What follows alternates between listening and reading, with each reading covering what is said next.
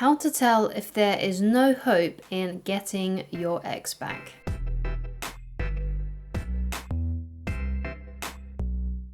Hi guys, my name is Christine and I'm a dating, relationship and personal development coach.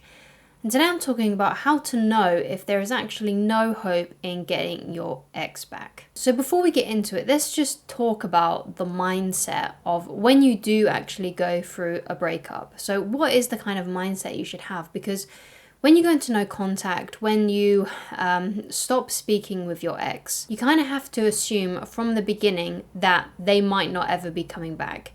And therefore, you have to start doing other things with your life pretty much almost immediately, because there's no point dwelling on the past. You know, you thinking about the past, you trying to get the past back is going to make your ex come back any quicker.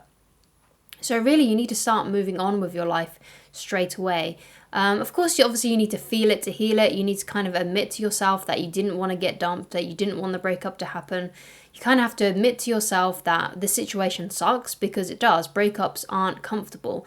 If you easily get over a breakup, then there's probably something wrong with you. You're probably a narcissist or sociopath or something. Like, it's very normal for you to feel upset about a breakup that you personally didn't want to happen because you're still in love with your ex. So don't worry if it takes you a while to get over things. Don't worry if it takes a lot out of you to go through a breakup and you can't have this mindset of walking away and being strong and basically not feeling anything straight away, because that's just completely unrealistic. However, you do need to assume that they're not coming back. You do need to start moving on with your life. You have to kind of accept that this is a situation that you don't want. And with that being said, and with you knowing that, that's how you kind of move forward. Because at this current time, for whatever reason, your ex doesn't want to come back into your life. They're not interested in you right now. And if you really respect yourself, then you won't stay in a situation where you're not wanted. You won't try and force something with someone who doesn't want you, because that shows lack of self-respect. So let's get into some of the reasons that tell if your ex probably isn't going to come back. So the first point I want to get into is that it has been like 6 or more months. So if a lot of time has gone past since you broke up with your ex and they haven't contacted you, they haven't reached out to you, they haven't initiated contact, then it's very unlikely that they will come back. It's obviously not impossible. Like, you know, these kinds of things can happen sometimes, but most likely, if it's been that amount of time, it's very unlikely that they are going to come back. The second way to tell if there is no hope in getting your ex back is if they have entered a new relationship that isn't a rebound relationship.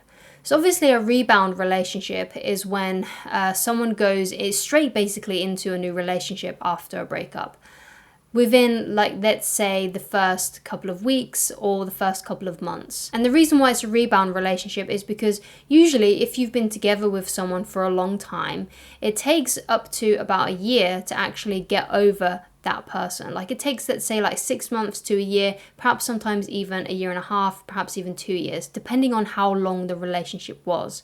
So basically, if they've gotten into a new relationship within the first few weeks, within the first few months, then that is a rebound relationship. Because obviously, if you've been together for a long time, they haven't taken the proper amount of time to heal. And clearly, the reason why they're in this new relationship is because they can't handle going alone. They need that validation. They need someone else to make them feel good, which is why they're not taking the appropriate amount of time to heal and to get over that relationship. Now, obviously, it probably wouldn't matter too much if your relationship with them wasn't for very long. So let's say you were only together for like a couple of months or a couple of weeks. Then obviously there hasn't been enough emotional attachment together for them to actually, you know, need time to get over it, because the relationship wasn't very long in the first place. So, you know, if it's something like that, then obviously, you know, they're probably not in a rebound relationship, because, you know, they just didn't know you well enough to develop that really, really strong bond that happens in a long-term relationship. And when you've been in a long-term relationship, if you go straight into a new one, that is a rebound relationship. However, if your ex is in a new relationship and it has been like a good few months or perhaps even a year, then it's less likely that the relationship that they're in now is actually a rebound relationship. It's more likely that it is a proper relationship. especially if you've known that they're in a relationship and they've been with this person for a long time. Because one thing about rebound relationships is that they don't last very long. Sometimes they can last a while, but they don't usually last forever. Like rebound relationships that start off on that bad note don't last. They just don't last. Sometimes it can take a couple of years, or sometimes it just is a couple of weeks, or perhaps it's only just a really, really small fling that happens over a few days.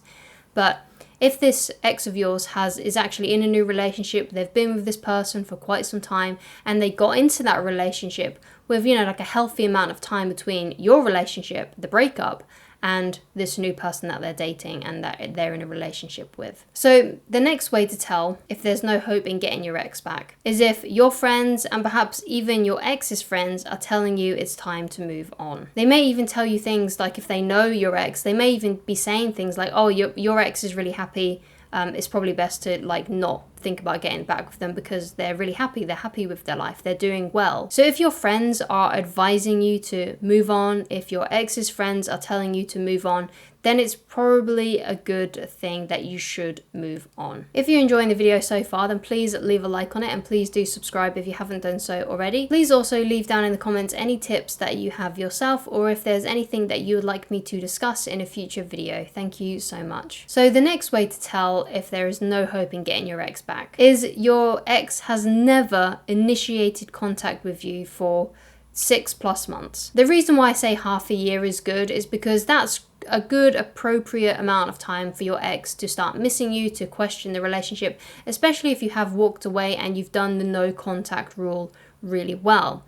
And if they haven't initiated contact by that amount of time, then it's definitely a good idea to start moving on from your ex and to kind of realize that this person may not be coming back. Like if it's been that amount of time, if they really wanted to get back with you, if they really still cared about you and was in love with you, they would have done something by now. They would have initiated contact with you. So it's probably time, especially if it already has been 6 months or more, that you should start trying to actually date new people and find someone else to be with. So I highly recommend that if you are interested in finding someone even better than your ex, that you watch this video on how to attract the right partner. So the last thing I want to talk about is you should never be waiting around for your ex. If you're doing things like you've got a calendar and you're crossing off the days, like let's say you watched a video on how many days to do the no contact rule before you contact your ex, because sometimes some coaches do say that. They say, oh, wait like 45 days or wait 30 days or wait 60 days and then you can contact your ex. The no contact rule means that you never contact your ex. It has to be them that contacts you first. That's the no contact rule. So if you have been doing one of these other kinds of methods like the 45 days or like the 50 days, 60 days, 30 days, whatever, and you've been sitting there every day, you cross the days off your list, you cross the days off your calendar, waiting to get to that day where you can finally message your ex and stuff like that, you're not getting over your ex. You're being too attached to the outcome of getting your ex back. You're becoming too emotionally invested. And if you're really emotionally invested in an ex or in a crush or in anyone, then obviously you're going to make a lot of emotional mistakes. You are going to break no contact. You are going to maybe beg or plead because you are overly emotional about this person. So how can you tell if you're basically not getting over your ex? How can you tell if you're doing things that are preventing you from actually moving forward with your life? So this is if you check their social media pages a lot, if you look back through old texts, if you analyze old messages that you two sent to each other to try and find little clues as to see whether or not your ex still loves you. If you're looking at photos, if you've got a playlist on like Spotify or something that reminds you of your ex and you listen to those songs all the time. If you're watching things on like manifestations, try and manifest your ex back into your life. Trying to attract a specific person by using some kind of like weird meditation. And the reason why I'm saying this kind of stuff is because I've used those kinds of things before. Like I know exactly what you might be going through right now if you're one of those kinds of people that just obsesses and gets themselves stuck in that kind of situation. Now, for me personally, I didn't do that with an ex, but I did do it with people that I had crushes on. Like I would do all of that kind of stuff. And it just prevented me and stopped me from moving on. It just fed basically more emotion into those people, and it stopped me from getting on with my life and focusing on things that really mattered to me, like designing a life that I really wanted to and finding the right person for me. So don't wait around for your ex. Don't feed into your fantasies and your imagination, because it's just going to make things a lot more worse for yourself. It's just going to make things more difficult for you to move on. It's going to make you more emotionally invested, and you're going to make more emotional mistakes. And if you are really serious about getting your ex back, and you've kind of got your heart set on doing that, then fine, okay, do what you want. But if you are going to do that, if you really are serious about getting your ex back, you have to stop doing that kind of stuff. You need to focus on other areas of your life. Do no contact, work on yourself, improve yourself, and swear by never contacting them unless they initiate contact with you first. And those are the reasons on how to tell if there is no hope in getting your ex back. Thank you guys so much for watching. If you would like to get coaching with me, then please go to www.christineloveridge.com, and I shall talk to you guys again very soon. Thank you guys. Bye.